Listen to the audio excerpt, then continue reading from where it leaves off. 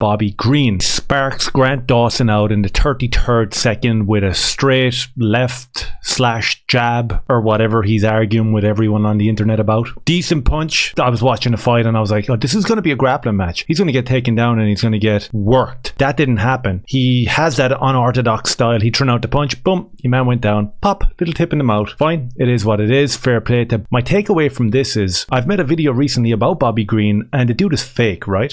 I think we can all agree on that. That's objective. He's a fake dude. He's like the whitest black guy I've ever seen in my life. You know, this guy pops up in post-fight interviews and he talks about being judged by the content of your character and not the color of your skin. Let's not have violence. Violence doesn't beat violence. And really, that's just bullshit, right? You saw his interview with Rampage Jackson. Let's have a little look because I pulled it up for the sake of posterity. So Rampage, in his wisdom, espouses exactly what Bobby Green wants to be, but isn't. And we can see that here. And of course, this is an expose in terms of your most viral clip on the internet, something that you really don't believe. Rampage Jackson does it beautifully here in this interview. He says it the way it should be. Words shouldn't be hurting feelings. Words shouldn't result in violence. Perfect. Let's have a little listen. They happened to me in school. People call me a nigga and stuff like that.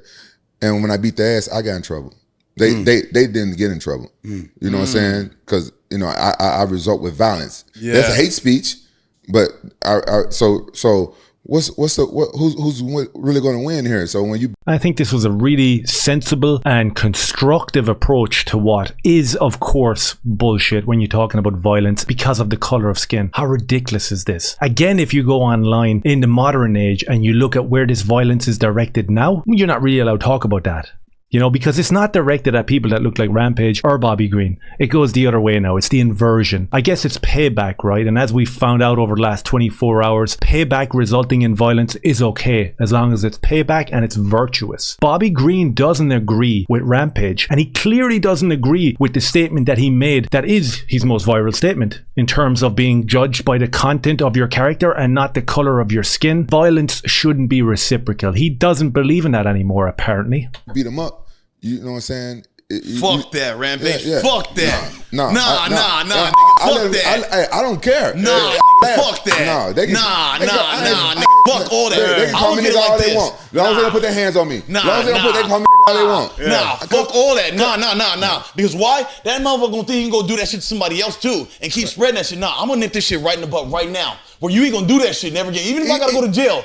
Even if I gotta go to jail, they still you gonna don't do think it. twice about that shit. They don't think twice about it. Yeah. Let's have a little look back at an interview from 2 years ago. See what has changed in terms of the way and how he feels about violence on violence and all that sort of stuff. And also how the accent has changed, how the appearance has changed. Interesting. Very interesting. And it does direct us and lean us towards the idea of, dude, you're fake. So we've been fighting right now in this time in our country. We're doing this whole Black Lives Matter. Everyone's fighting, everyone's looting. This is my father. I was born in foster care. I didn't have a mother or a father. They gave me away. My father wasn't fit to be my father. This is my dad here, Jacob Benny. I'll pause it there for one quick second. Everything that he says here is awesome. Everything that he says here is truthful. If he had stayed on this path, this guy would be electrifying people right now because they can see with their own eyes overtly that this is honesty. This is how it is. You know? He didn't do that though. He's been there since the beginning. He's done everything. He laid his life down for me and I lay his life down for him. I don't judge any man on the color of their skin, but the content of their character.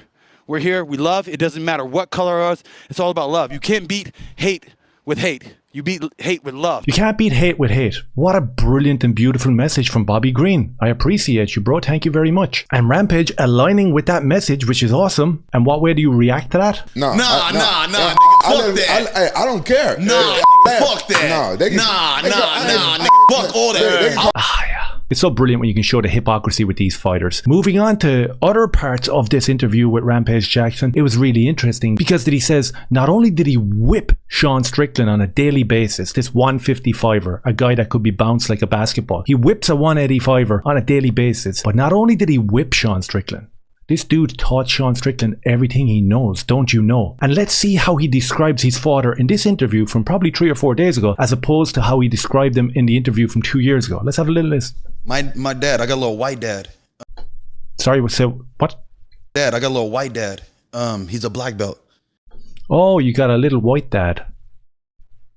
Okay. He got his black belt from Sean's coach. Oh, wow. So out of respect, because Sean was trying to have his MMA career go, we must have been about 21, 22 and stuff. He would call me to go over and spar with Sean. Sean was fighting at 185. I'm a 155er. But I would beat the dog shit out of him. Ask him to this day. Ask him to this day. He'll tell you Bobby Green a problem. You know what I mean? I don't care what size you was. I fought everybody. Bobby Green's a problem. He beat the dog shit out of Sean Strickland on a daily basis. Do we believe that? 155er, huge problem for everyone. If he's beating the shit out of the likes of Sean Strickland, who spars for fun on a daily basis, if Bobby Green is putting it to him and breaking that guy up, isn't it interesting that we see him fight against Tony Ferguson, who was coming off of 5 straight losses and rocked Bobby Green all over the first round? Wasn't that interesting? So this guy's a problem for Sean Strickland. Not so much for Tony. Yeah, he did go on to get the finish against Tony, but listen, he's a problem. Let's continue. I used to beat Sean's ass. And finally, Sean started hanging around. And he said this shit one day, like he was at practice. And he's like, man, none of the white guys want to go with me. Only you guys want to fight with me. I was like, hey, what do you mean by you guys? And Sean ain't got no filter either. No filter. You black guys. You black guys. So Sean, I hate to say it, but he hung around with niggas. And he got to learn, hey, how to fight like a nigga. So, like right now, people are talking about him being the Floyd Mayweather shit. I'm like, man, who you think taught him that? He got the shell. Who you think taught him that? Floyd? No, he came there from me and Lorenz. Those are 2 black dudes who was working with him all the time that he got it. He started stealing our swag, hanging around with us. Little bit of cultural appropriation from Sean Strickland. He stole the swag from Bobby Green. That's how he became such a good boxer, with that shell style. Everybody thinks, is he gonna wash him? Like, nah, he been fighting some niggas, bro. So Sean couldn't fight. Then he learned this shit. He hung around, and all he did he was just a jiu-jitsu guy. Now he said, oh shit. He started, once you kind of learn these things, like it's a powerful tool where now he realized I could fuck people up. Because why? He beat the white guys up, but he couldn't beat the black dudes, you know? He'd never be able to beat them guys. Okay. Then he slowly hung out long enough. I'm fucking with the black guys now. I'm good. I'm kind of good now, you know? So now you see Sean on videos, he's going around wrecking shit, just wrecking shit and wrecking shit, you know? Thank God we had Bobby Green there to teach Sean Strickland how to fight. Because if it wasn't for Bobby Green, he'd be rolling around the ground just like a normal white boy. Thank God. So I guess we should all be very appreciative of Bobby Green for the Israel Adesanya whooping. I don't know what sort of inverted world we're living in here. It's a bit bizarre, right? I mean, after the fight with Grant Dawson on the weekend, I think that he's calling out Dan Hooker. It's not a bad fight. It's a decent fight. I'd like to see him fight Mike Cano. That's who I'd like to see him fight. I'd like to see him maybe tell the truth and be a little bit more consistent going forward. I think what Bobby Green is really looking for is the appreciation, because he's calling out white guys like Dan Hooker and MMA Guru. He's teaching white guys like Sean Strickland how to be champions. This guy is a legend of the sport and completely honest.